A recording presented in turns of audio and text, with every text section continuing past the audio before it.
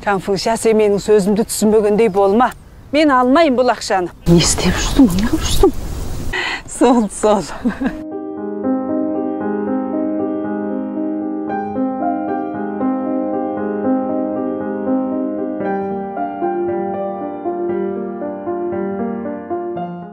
Қазақ мәдениетінде адам мен адамның арасындағы достық пен махаббаттың төркіні жақсы көруде деп пайымдайды.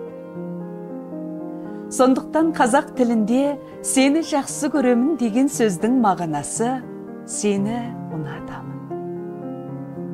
Мен сені құлай сүйген шақтарымда, қарағайдың жапырақ сылдырының өзі сенің атыңды айтып әндетіп тұрғандай сезіледі.